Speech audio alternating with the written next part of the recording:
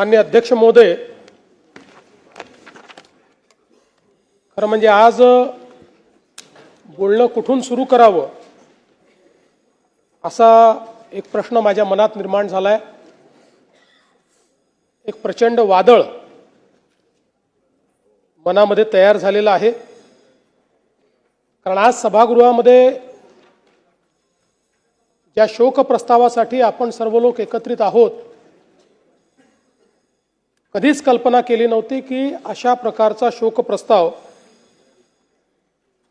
हा आपल्याला या ठिकाणी त्याच्यावर व्यक्त व्हावं लागेल।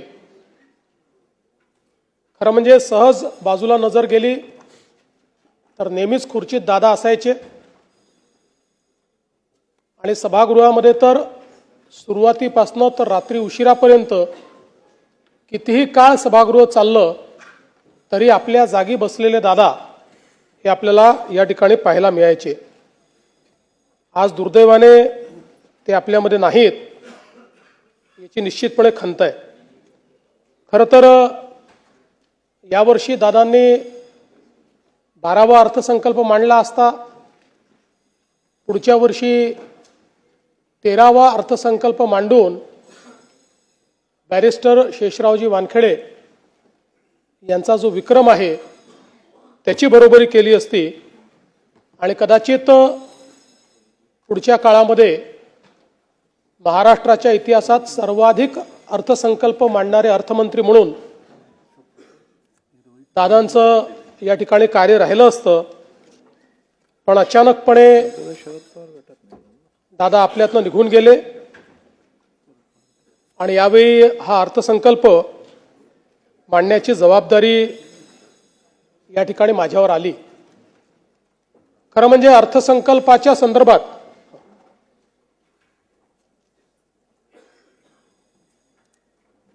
आपल्या सर्वांनाच कल्पना आहे की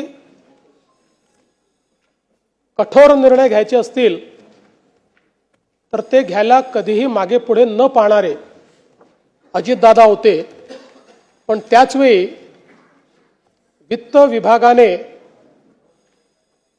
लाडकी बहीण योजनेचा भार हा अर्थसंकल्पावर फार मोठ्या प्रमाणात पडेल आणि म्हणून याचा पुनर्विचार करावा असं सुचवल्यानंतर देखील त्या ठिकाणी ठामपणे निर्णय घेऊन तो विषय मंत्रिमंडळापुढे आणण्याचं काम करणारे देखील अजितदादा होते। आणि आपल्या सगळ्यांना आठवतं की लाडकी बहीण योजनेनंतर अजितदादांनी गुलाबी जॅकेट घालणं सुरू केलं होतं आणि आम्हालाही सगळ्यांना ते जॅकेट घालायला लावलं होतं। आता या सगळ्या गोष्टी केवळ आठवणींमध्ये आहेत आणि म्हणून मला असं वाटतं की संपूर्ण सभागृह अत्यंत या परिस्थितीमध्ये दुःखी आहे। खरं तर अशा प्रकारचा प्रस्ताव मांडणं एक घटनात्मक जबाबदारी देखील आहे, पण मला असं वाटतं की माझ्याकरता एक अत्यंत भावनिक अशा प्रकारचा देखील हा प्रसंग आहे। महाकवी भास यांचं एक नाटक आहे स्वप्न वासवदत्त, आपल्याला माहिती आहे, त्यातला एक संस्कृत श्लोक आहे, काष्ट गतो ही पावका काय दहती मित्र शोकस्तु हृदयमस्तीच दहती। याचा अर्थ असा आहे की लाकूड जळते तेव्हा तो अग्नी केवळ शरीर जाळतो, पण मित्रशोक हा हृदय आणि अस्थिलाही अर्थात आपल्या अंतस्थ आत्म्यालाही जाळतो। अजितदादांसारख्या एका सच्च्या मित्राचा सहप्रवासाचा असा मृत्यू होणं ही खरं म्हणजे केवळ राजकीय हानी नाही तर आपल्या सर्वांच्याच अंतःकरणाला प्रचंड वेदना देणारी अशा प्रकारची बाब आहे। आपण असं म्हणतो की काही गोष्टींवर काळ केवळ हे औषध असतं, पण तरी देखील कितीही काळ गेला तरी काही वेदना या मात्र कमी होत नाहीत। अशा प्रकारची निश्चितपणे ही एक वेदना असणार आहे। आपण अनेक वेळा राजकीय नेत्यांच्या निधनानंतर पोकळी निर्माण झाली अशा प्रकारचं वक्तव्य करतो। खरं म्हणजे ज्यावेळी एखादा ज्येष्ठ नेता आपल्यातनं ते निघून जातात. अनेक वर्ष त्यांनी काम केलेलं असतं. त्यावेळी त्यांच्या निधनाने त्यांची कमतरता जाणवते, ती पोकळी नसते. पण ज्यावेळी अजितदादांसारखा एक व्यक्ती जो राजकीय क्षेत्रामध्ये स्थिरावलेला आहे, ज्यांनी राजकीय क्षेत्राला वेगवेगळ्या पद्धतीनं पादांकरात केलं आहे, ज्यांनी राजकीय क्षेत्रामध्ये आपलं स्वतःचं अस्तित्व नेतृत्व निर्माण केलं आहे आणि ज्या व्यक्तीकडे समाज आणि संपूर्ण क्षेत्र भविष्याच्या दृष्टीनं पाहत आहे, असा व्यक्ती ज्यावेळेस निघून जातो त्यावेळी खऱ्या अर्थानं पोकळी निर्माण झाली हा जो शब्द आहे, त्या शब्दाची व्याख्या काय आहे ही आपल्याला लक्षात येते. कारण तो असा क्षण असतो की ज्यावेळी आपल्याला लगेच लक्षात येतं की आता अशा प्रकारचे अजितदादा दुसरे होऊ शकत नाही. त्यामुळे ही जी पोकळी आहे ही पोकळी भरून काढणं हे अत्यंत कठीण आहे. आणि म्हणून मला असं वाटतं की खऱ्या अर्थानं त्यांचं अकस्मात निधन हा आपल्या सर्वांकरता एक धक्का देखील त्या ठिकाणी आहेच. खरं म्हणजे मंत्रिमंडळाच्या बैठकांमध्ये, जनतेमध्ये जात असताना, प्रसार माध्यमांमध्ये, जाहीर कार्यक्रमांमध्ये, अधिवेशन चालू झाल्यानंतर अजितदादांचं अस्तित्व हे सगळीकडे ठळकपणे जाणवायचं. कारण आपल्याला कल्पना आहे की प्रत्येक गोष्ट ही शिस्तीत झाली पाहिजे अशा पद्धतीनं सातत्याने अजितदादांचं त्या ठिकाणी म्हणणं असायचं. आणि सकाळी 6 वाजल्यापासून काम करणारा नेता अशा पद्धतीनं त्यांची ख्याती होती.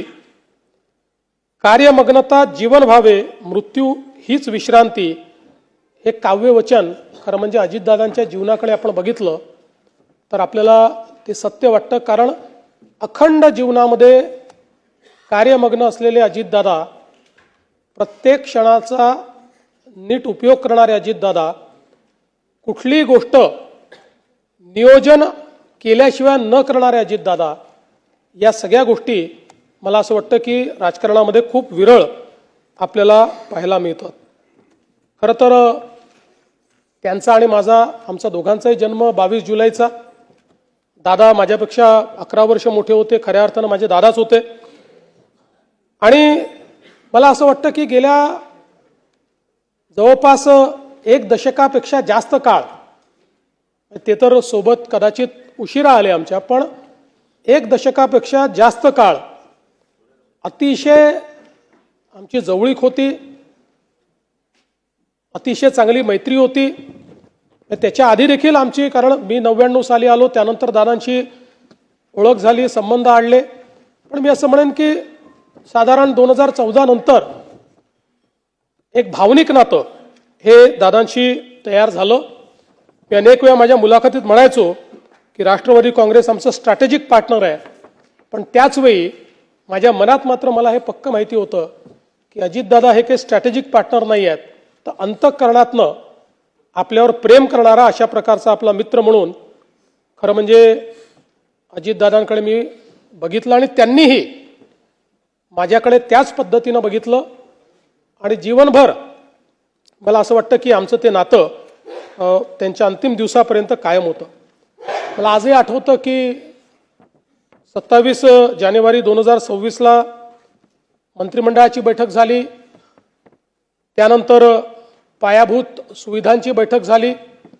त्याही बैठकीमध्ये अजितदादांनी आपल्या नेहमीच्या सिग्नेचर पद्धतीने सगळ्यांना, जे अधिकारी होते त्यांना विचारलं की मी आज सकाळी माहिती घेतली आहे आणि ज्या प्रकारे कॅपिटल एक्सपेंडिचरमध्ये ग्रॉस व्हॅल्यू ॲडिशन काही राज्यांमध्ये होतं तेवढं आपल्या राज्यात का होत नाही, या संदर्भात तुम्ही काय कारवाई करणार आहात. आणि मग अधिकाऱ्यांनी सांगितलं कॉस्ट ओव्हररन कसे होतात, प्रोजेक्ट्स कसे डिले होतात, त्याच्यामुळे ग्रॉस व्हॅल्यू ॲडिशन का होत नाही. त्यानंतर मग सार्वजनिक बांधकाम विभागाचं एक प्रेझेंटेशन झालं, त्यात त्यांनी त्यांच्यावर 700 कोटी रुपयाची डिक्री ही जी न्यायालयाने केली होती ती कशी त्यांनी त्या ठिकाणी उच्च न्यायालय सर्वोच्च न्यायालयातनं डिक्री त्या ठिकाणी कॅन्सल केली आणि ज्यांनी डिक्री आणली त्यांच्यावरच कसा फाईन झाला अशा पद्धतीचं प्रेझेंटेशन केलं. त्यावर दादा गमतीने असं म्हणाले, पुढच्या वेळेसपासून असेच तुम्ही फक्त प्रस्ताव या ठिकाणी आणत जा. आणि ती सगळी बैठक आम्ही संपवली. त्यानंतर माझ्या अँटी चेंबरला आम्ही गेलो. दादांचं काम हे 10-15 मिनिटाचं असायचं, त्याच्यावर नाही. दादांची एक सवय होती, कुठलंही काम हे त्यांच्या कागदावर लिहिलेलं असायचं. 2-3 ओळींमध्ये काय बोलायचं हे लिहिलं असायचं आणि ते परफेक्ट तेवढंच आपल्या कामाचं दादा बोलायचे. त्यामुळे ते कामाचं एक 5-10 मिनिटं झालं. त्यानंतर 30-40 मिनिटं आम्ही वेगवेगळ्या विषयांवर, भविष्यात काय, बजेटमध्ये काय, अशा गप्पा मारल्या. जवळपास पावणे 1 तास आम्ही त्या ठिकाणी एकत्रित होतो आणि त्यानंतर दादा त्या ठिकाणून गेले. त्यावेळेस खरं म्हणजे ही पुसटशीही कल्पना नव्हती की कदाचित तीच आपली शेवटची भेट ही दादांशी ठरेल. आणि दुर्दैवाने तसंच झालेलं आपल्याला पाहायला मिळालं. ही अपघाताची बातमी ज्यावेळेस आली त्यावेळेस पहिल्यांदा मनाने असं म्हटलं की ठीक आहे, अपघात झाला असेल, पण अपेक्षा करूया काही झालं नसेल. पण लगेच दुसरी बातमी आली की विमानाची परिस्थिती बघता त्याच्यामध्ये कोणीही त्या ठिकाणी जिवंत असेल असं वाटत नाही. आणि त्यातनं मग पुढच्या गोष्टी आपल्या सर्वांना माहितीच आहेत. खरं म्हणजे अजितदादा हे केवळ एक व्यक्तिमत्व नव्हतं, तर ते एका पिढीचा आत्मविश्वास होते. शेतकऱ्यांचा एक कळवळा असलेले, शेतीबद्दल इत्थंभूत माहिती असलेले, शेती, ॲनिमल हजबंड्री या सगळ्या विषयांची पूर्ण जाण असलेले आणि एक प्रकारे मातीतनं तयार झालेलं नेतृत्व असं अजितदादांचं नेतृत्व होतं. त्यांच्या जीवनामध्ये अनेक संघर्ष आले, कुठल्याही संघर्षाला त्यांनी पाठ दाखवली नाही. सातत्याने त्या संघर्षाला सामोरं ते गेले, कधी पोळापुढे झुकले नाहीत. पण ज्यावेळी दादांना मनातनं असं वाटलं की काहीतरी चूक आहे किंवा समाजाला ते चूक वाटत आहे, त्यावेळी जाहीर माफी मागायलाही त्यांनी मागे पुढे पाहिलं नाही. अशा परिस्थितीमध्ये दादा कुठलंही इगो न ठेवता जाहीरपणे माफी मागून पुढच्या कामाला त्या ठिकाणी लागायचे, हे देखील आपण बघितलेलं आहे. त्यामुळे एक प्रकारे अनेकांचा आधारबळ असलेले, अनेकांना धीर देणारे, अनेकांच्या निर्णयाची ताकद असलेले दादा आज नसल्यामुळे निश्चितच खूप मोठ्या प्रमाणात अनेक लोकांच्या समोर अनेक प्रश्न त्यातनं निर्माण झाले. खरं म्हणजे अजितदादांबद्दल सगळे नेहमीच सांगतात की शब्दाला जागणारा अशा प्रकारचा नेता होता.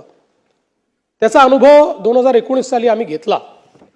2019ला ज्यावेळी आमचं ठरलं की सरकार तयार करायचं, त्यानंतर काही कारणाने तो निर्णय त्यावेळी त्यांच्याकडे वरिष्ठांनी बदलवला. पण दादांनी त्यावेळेस भूमिका घेतली की नाही, मी शब्द दिलेला आहे, मी शब्द मोडणार नाही. आणि आम्ही सरकार तयार केलं, शपथविधी घेतला. त्याला अनेक लोकांनी पहाटेचा शपथविधी म्हटलं. त्याला पहाटेचा म्हटलं की दादा त्याच्यावर नाराज व्हायचे. दादा म्हणायचे पहाट म्हणजे 6 असतं, ही काही पहाट नाही आहे, आम्ही 9 वाजता शपथ घेतली होती, तो सकाळचा शपथविधी आहे, असं नेहमी ते पत्रकारांना सांगायचे. आणि मला आजही आठवतं की त्यावेळी अतिशय दृढतेनं त्यांनी, खरं म्हणजे त्यांना निश्चितपणे काही ना काही प्रमाणात त्याची किंमत मोजावी लागली, पण तरी देखील त्यांनी सांगितलं की एकदा निर्णय झाला होता, मग या निर्णयाला मी बांधील असेल. आणि ज्यावेळी सर्वोच्च न्यायालयाचा निर्णय आमच्या विरोधात गेला, मला आजही आठवतं की वर्षा बंगल्यामध्ये दादा आणि मी दोघंच जण होतो. त्यावेळी तो निर्णय विरोधात गेल्यानंतर त्या ठिकाणी सरकार स्थापन करणं काही शक्य नव्हतं. दादांनी विचारलं काय केलं पाहिजे. मी म्हटलं दादा, आता याच्यामध्ये उगीच तुम्ही स्वतःचा बळी द्यावा अशी आमची पण अपेक्षा नाही. ठीक आहे, आता जे काही असेल तुम्ही तुमचा निर्णय घ्या. आणि त्यानंतर माझ्याशी चर्चा करून, म्हणजे अनेक वेळा अनेकांनी अनेक गोष्टी त्या ठिकाणी सांगितल्या, पण वर्षा बंगल्यावरनं माझ्याशी चर्चा करून दादांनी मग तो निर्णय बदलवला. कारण त्यांच्यासोबत जे लोक राहिले होते हे दादांना माहिती होतं की शेवटी त्यांचंही भविष्य आपल्याला बघायचं आहे. आणि मग दादांनी पुन्हा त्या ठिकाणी जे काही सरकार झालं त्या सरकारमध्ये सामील होण्याचा निर्णय घेतला. आणि म्हणून मला असं वाटतं की त्यांच्या स्वभावात पारदर्शकता होती. पोटात आहे ते ओठात आहे आणि जे आहे ते तोंडावर बोलून टाकायचं. तोंडावर बोलताना दादा राजकीय परिणामांची फारशी काळजी करत नव्हते. आणि मला असं वाटतं की राजकारणामध्ये असं अनेक वेळा तुम्हाला पॉलिटिकली करेक्ट राहावं लागतं, पण पॉलिटिकली करेक्ट राहणाऱ्यांपैकी दादा नव्हते. त्यांना जे वाटलं ते स्पष्टपणे रोखठोक त्या ठिकाणी बोलायचे. आणि त्यामुळे मला असं वाटतं की त्यांच्याबद्दल आमदारांना किंवा सदस्यांना देखील माहिती होतं की दादांनी एखादी गोष्ट तोंडावर नाही म्हटली याचा अर्थ काही आपले विरोधक नाही आहेत, त्यांना नाही पटलेली त्यामुळे त्यांनी नाही म्हटलेली आहे. पण जे काम होऊ शकत असेल ते मात्र तात्काळ करणे आणि तिथल्या तिथे फोन लावणे, ते काम झालंय की नाही पाहणे, अशा पद्धतीनं दादाची ख्याती असल्यामुळे जे सदस्य आहेत ते आपलं काम हक्काने घेऊन त्या ठिकाणी दादांकडे जाताना आपण बघायचो. आणि मला असं वाटतं की वर्षानुवर्ष काम करत असताना दादांनी एकवचनी असण्याचा एक नाव जे कमावलं की दादा म्हणतात ते करतात, हे राजकारणामध्ये मला असं वाटतं की अतिशय विरळ आहे. आणि खरं तर मला असं वाटतं की ज्यावेळेस 2019 नंतर मी विरोधी पक्षनेता झालो, ते इकडे आले, ते पुन्हा उपमुख्यमंत्री झाले. पण आपल्यापैकी अनेकांच्या लक्षात असेल की इथनं भाषण करताना ते माझा उल्लेख मुख्यमंत्री म्हणूनच करायचे. मग प्रत्येक वेळी मग त्यांना आठवण करून द्यावी लागायची की मुख्यमंत्री नाही, विरोधी पक्षनेता. आणि मला असं वाटतं की त्यानंतर कदाचित त्यांचे ते शब्द जे आहेत ते सत्य झाले. आम्ही एकत्रित आलो, आम्ही दोघेही उपमुख्यमंत्री झालो, नंतर मी मुख्यमंत्री झालो, पुन्हा शिंदेसाहेब आणि ते उपमुख्यमंत्री झाले. आम्ही खरं म्हणजे आमच्या अनेक गोष्टींवर गप्पा देखील व्हायच्या, अनेक गोष्टींवर बोलायचो. दादांना क्रिकेटची आवड होती, त्याच्यावरही अनेक वेळा आमची चर्चा व्हायची. आणि आम्ही जेव्हा एकत्रित प्रवास करायचो त्यावेळी दादांच्या अनेक ज्या काही सवयी होत्या त्यात दादांना मला नेहमी आठवतं की दूध प्यायला आवडायचं. त्यामुळे आमच्या विमानात किंवा हेलिकॉप्टरमध्ये कोल्ड्रिंक असू द्या, काही असू द्या, जे कोल्ड मिल्क असतं, आणि दादा सांगायचे मी शेतकऱ्याचा मुलगा आहे, रोज हळदीचं दूध पितो आणि मला कुठल्याही म्हणजे कोल्ड्रिंक किंवा याच्यापेक्षा दूध प्यायला आवडतं. अशा अनेक सवयी दादांच्या एकदम नजरेसमोरून जातात. दादा चप्पल घालायचे पण पाय नेहमी स्वच्छ ठेवायचे. त्यांना ती एक सवय होती की बसल्या बसल्या आपला पाय स्वच्छ करायचे ते. त्यामुळे अशा ज्या गोष्टी आहेत त्या अशा आज माझ्या नजरेसमोरून चाललेल्या आहेत. पण मला असं वाटतं की त्यांच्या काही सवयी ज्या होत्या या इतक्या महत्त्वाच्या होत्या. त्यातली सगळ्यात महत्त्वाची सवय म्हणजे त्यांचा वक्तशीरपणा.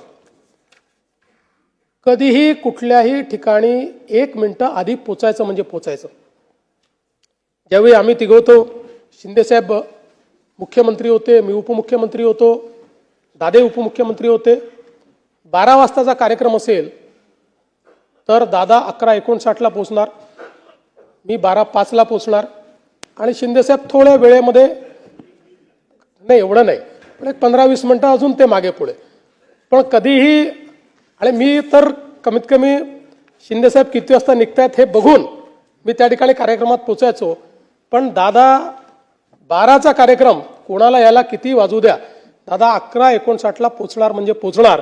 आणि मला असं वाटतं की ही त्यांचं वक्तशीरपणा, म्हणजे सकाळी 9ची बैठक असेल त्यांनी बोलवली असेल तर अधिकाऱ्यांना माहिती असायचं की 8:59ला दादा खुर्चीवर असणार, त्यामुळे त्याच्या आधी आपण पोचलं पाहिजे.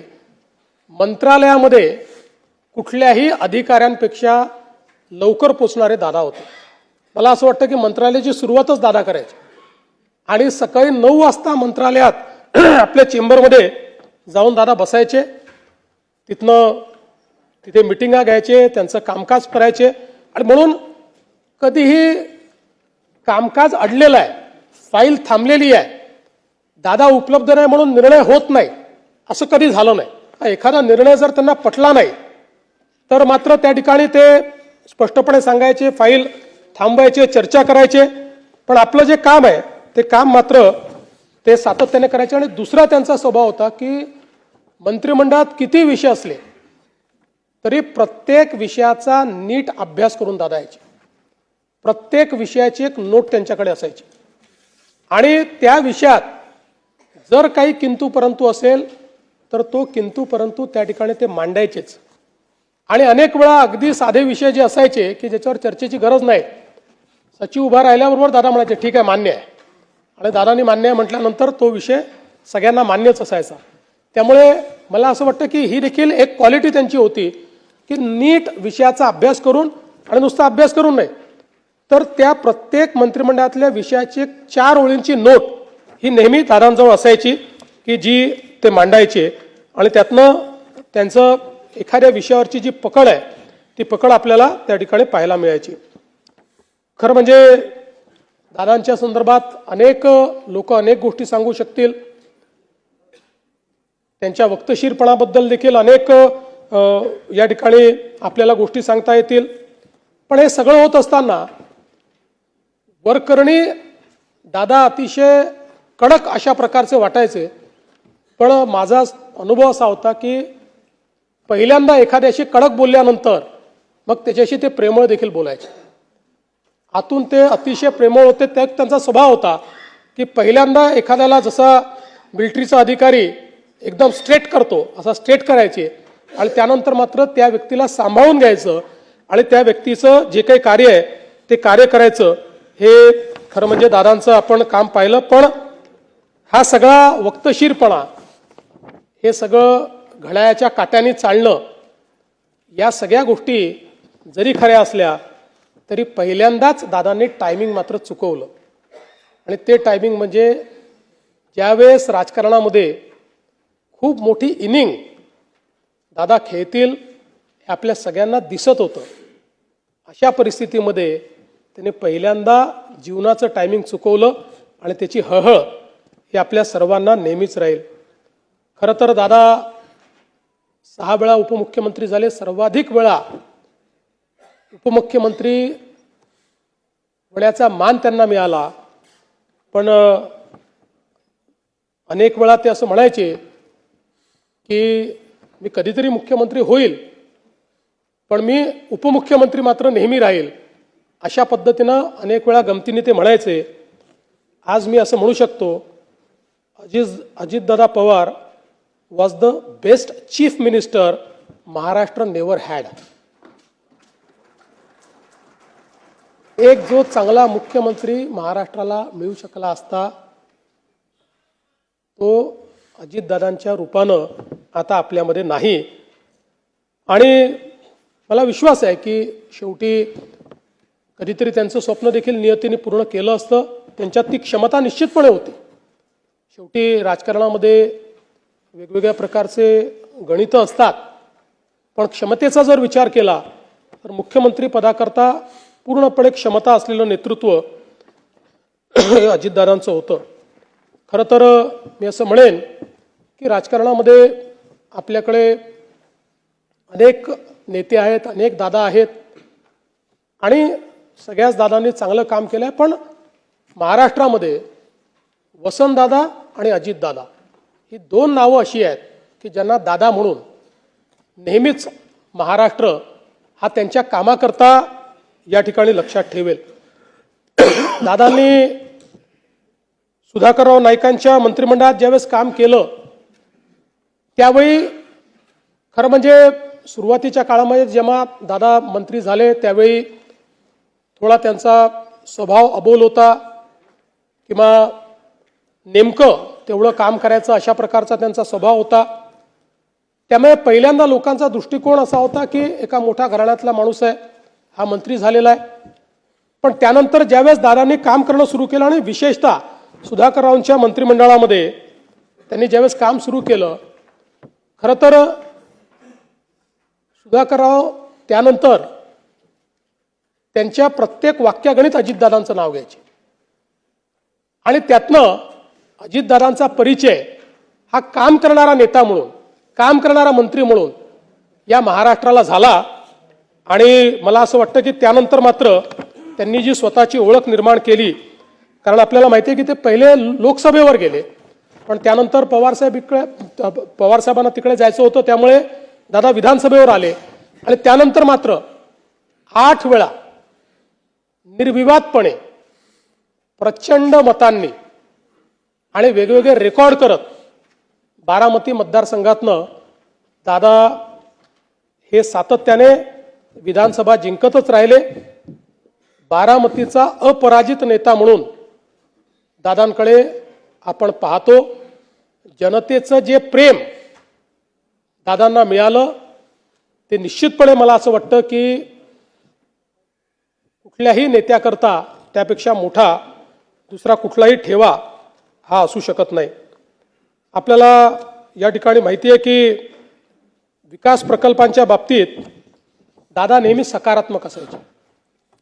त्यांचा मूळ पिंड हा विकास झाला पाहिजे, प्रोजेक्ट झाले पाहिजे आणि विरोधी पक्षात असतानाही विरोधाला विरोध न करता त्यांच्यामध्ये ही हिंमत देखील होती की एखादा जर चांगला प्रकल्प असेल तर त्याला विरोधी पक्षात असताना देखील म्हणजे मी मुख्यमंत्री असताना देखील अनेक वेळा अनुभव घेतला की थेट त्याला त्यांनी या सभागृहात ते बोलायचे की ठीक आहे बाकी गोष्टी सोडून द्या, हे बरोबर आहे.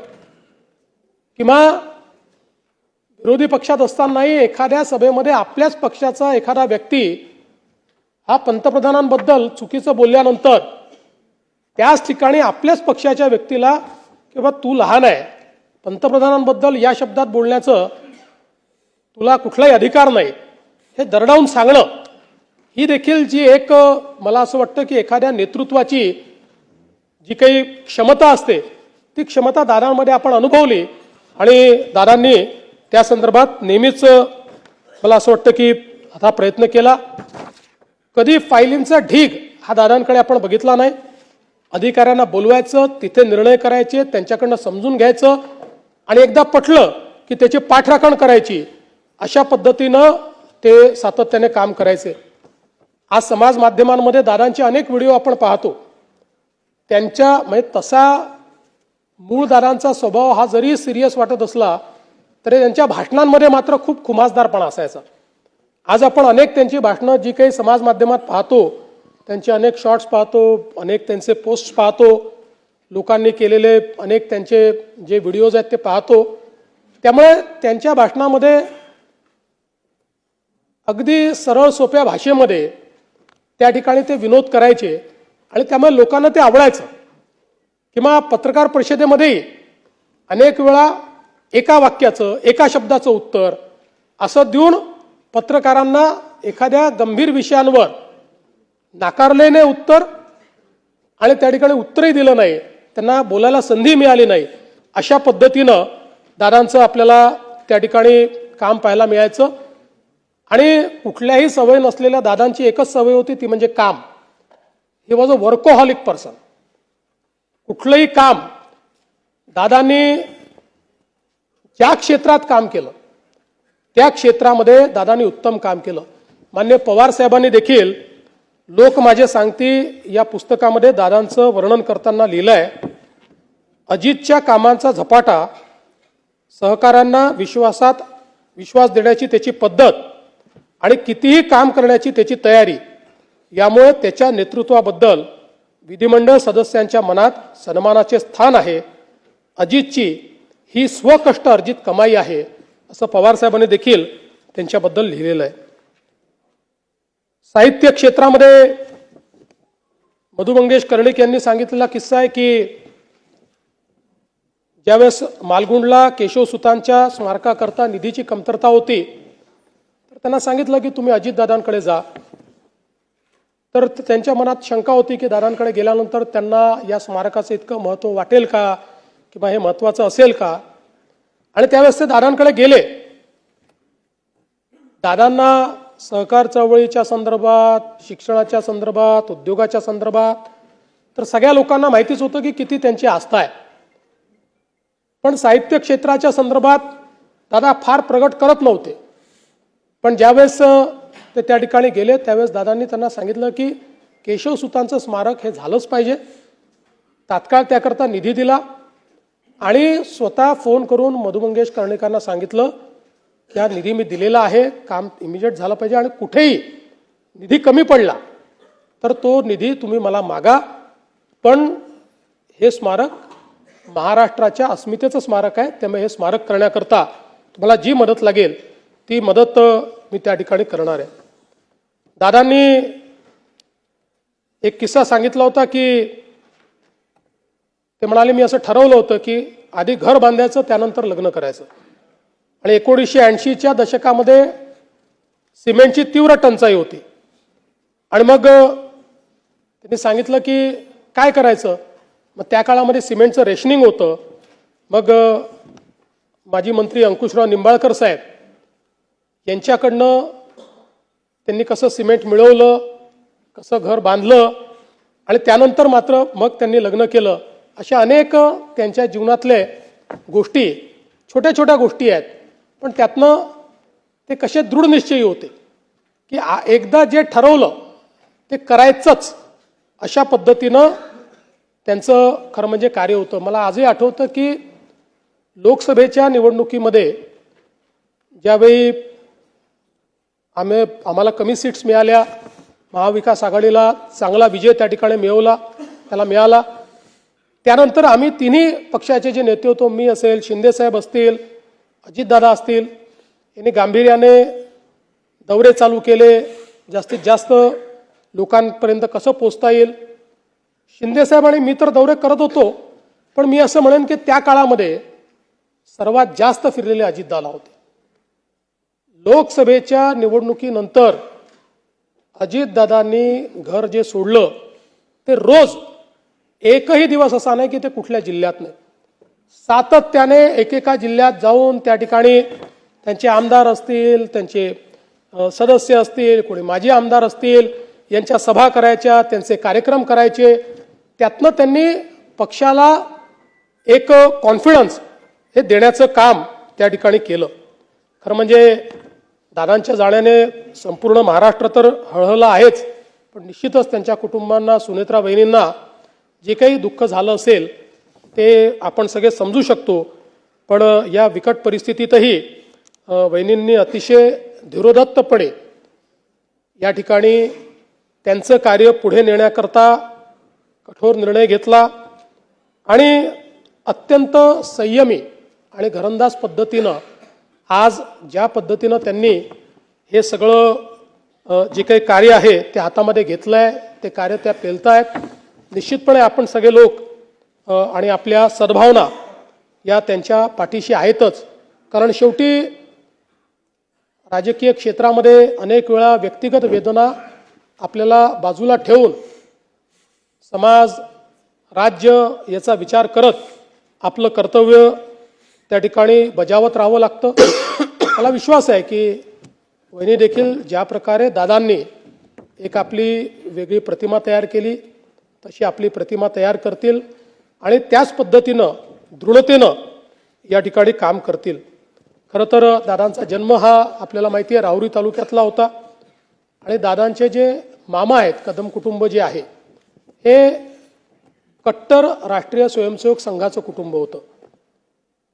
राष्ट्रीय स्वयंसेवक संघाचे पदाधिकारी देखील त्यांचे मामा होते, त्यांचं घर होतं. दादांचं बालपण बऱ्यापैकी मामांच्या घराकडे गेलं असल्यामुळे त्यांच्या त्या कार्याची जाणीव देखील होती. पण दादा मात्र मोठे हे जो काही त्या काळचा काँग्रेसी विचार होता किंवा पवारसाहेबांचं जे नेतृत्व होतं त्या नेतृत्वातून ते पुढे झाले. त्यांनी शिक्षण पूर्ण केल्यानंतर शेतीची सुरुवात केली. टोमॅटो लागवड, दुग्ध व्यवसाय, कुक्कुटपालन या सगळ्या गोष्टी त्यांनी स्वतः केल्या आहेत. हे मला जी काही माहिती आहे त्यात त्यांनी स्वतः वहिनींनी या ठिकाणी हे सगळं काम करणं, त्याचं मार्केटिंग करणं, बाजारात देखील या सगळ्या वस्तू पोचवणं, या सगळ्या गोष्टी म्हणजे ज्याला आपण जमिनीतनं उठून मोठं होणं म्हणतो अशा प्रकारचं सगळं कार्य हे त्यांनी केलं. आणि म्हणूनच सामान्यातल्या सामान्य माणसाच्या अडीअडचणी या दादांना माहिती होत्या. सहकार, शेती, ग्रामीण विकास यातनं त्यांनी राजकीय प्रवास जो सुरू केला तो सातत्याने आपल्याला माहिती आहे की वेगवेगळ्या पदांवर दादा राहिले. त्यांनी अतिशय चांगलं काम हे वेगवेगळ्या पदांवर केलं आणि हे सगळं करत असताना त्यांनी जे अर्थसंकल्प मांडले ते जर आपण बघितलं तर त्या अर्थसंकल्पांचा जो काही स्थायी भाव आहे त्याच्यामध्ये त्यांचा भर हा नेहमी राजकोषीय स्थैर्य निर्मितीवर असायचा, म्हणजे महसुली वाढ आणि खर्चाला प्राधान्यक्रम, विकास अभिमुख विस्तार म्हणजे भांडवली गुंतवणूक वाढवून रस्ते, ऊर्जा, सिंचन, उद्योगांना चालना देणं आणि संरचनात्मक संतुलन, या 3 गोष्टींवर आधारित सगळे त्यांचे अर्थसंकल्प आपल्याला पाहायला मिळतात. त्यामुळे खर्चावर नियंत्रण ठेवण्याचं काम ते नेहमी करायचे. मला आजही आठवतं की आम्ही मंत्रिमंडळाच्या बैठकीत जेव्हा बसायचो त्यावेळी शिंदेसाहेब बसायचे, त्यांच्या बाजूला मी बसायचो आणि मग दादा बसायचे.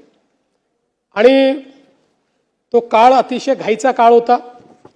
मग अनेक वेळा माझी भूमिका रेफरीची यायची, कारण शिंदेसाहेबांचा हात खुला होता. त्यामुळे ते दरवेळेस एखादी नवीन योजना आणायचे. दादा म्हणायचे आपण आता मोठ्या योजना केलेल्या आहेत, मग आता ही योजना कशी करायची. मग शिंदेसाहेब मला म्हणायचे की नाही आपल्याला ही केली पाहिजे. मग मी त्यांना सांगायचो केली पाहिजे. मग ते सांगायचे नाही पण आत्ता पैशाची तंगी आहे. मग मी यांना सांगायचो पैशाची तंगी आहे. असं करून मग शेवटी दोघांचं एकमत व्हायचं आणि मग आम्ही ती योजना पूर्ण करायचो. त्यामुळे हा आमच्या तिघांच्या स्वभावातला हे अंतर होतं.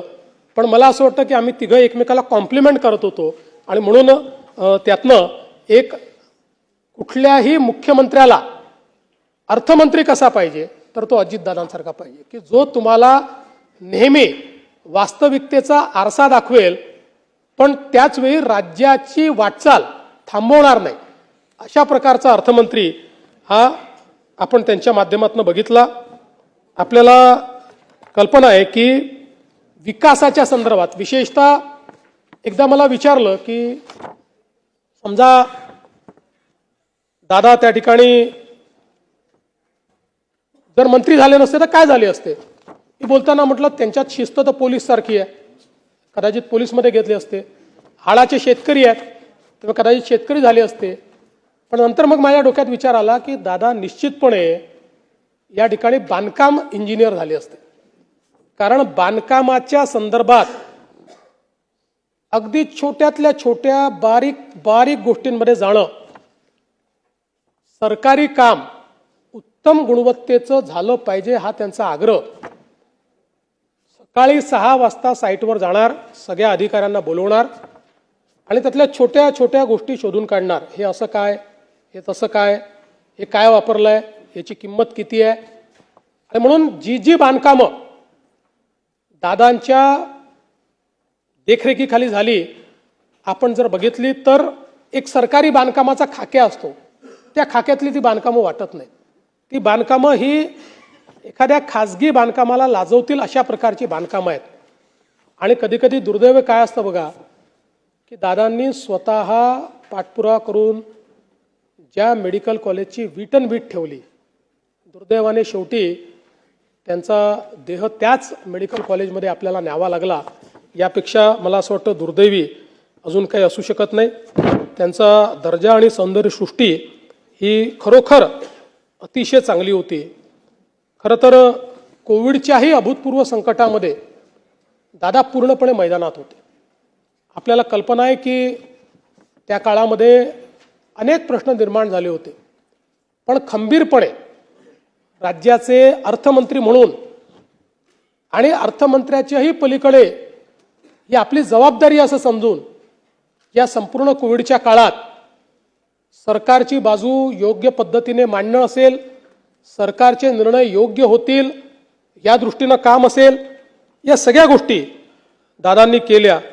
त्यामुळे मी असं म्हणेन की महाराष्ट्राने एक नेता गमावला, एक प्रशासक गमावला, मी वैयक्तिक एक मित्र गमावला.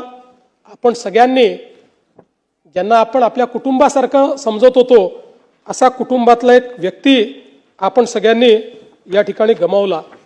खरं तर साखर कारखानदारीच्या क्षेत्रात, सहकाराच्या क्षेत्रात त्यांनी केलेलं कार्य आपण सगळ्यांनी बघितलंय. शिक्षणाच्या क्षेत्रात त्यांनी केलेलं कार्य, सगळ्या संस्थांचं नाव, सगळ्या कारखान्यांचं नाव या ठिकाणी घेणार नाही, पण या प्रत्येक गोष्टीत दादांचा एक ठसा आपल्याला पाहायला मिळतो. त्याच्या प्रत्येक विकासामध्ये दादांच्या पाऊलखुणा आपल्याला पाहायला मिळतात. एक दादांचा टच आपल्याला पाहायला मिळतो, एक दादांचा ब्रँड आपल्याला पाहायला मिळतो. मला असं वाटतं की अशा पद्धतीनं हे कार्य करणं हे खरोखर राजकीय नेत्यांनी देखील यातनं शिकण्यासारखं आहे. खरं तर आज दादा आपल्यामध्ये नाहीत आणि निश्चितपणे आता आठवणींच्या व्यतिरिक्त आपल्याजवळ मला असं वाटतं की त्यांच्या स्मृतीच राहणार आहेत. पण अशा या सगळ्या जो काही विचारांचं काहूर आहे, वेगवेगळ्या आठवणी आहेत, यावर जर आपण बोलत राहिलो तर कदाचित आपल्यापैकी प्रत्येक जण दिवसभर बोलू शकेल. आणि म्हणून खरं तर कवी पी सावळाराम यांचं एक गीत आहे, त्यातलं एक कडवं हे केवळ दादांकरताच लिहिलं आहे का असं आपल्याला वाटावं.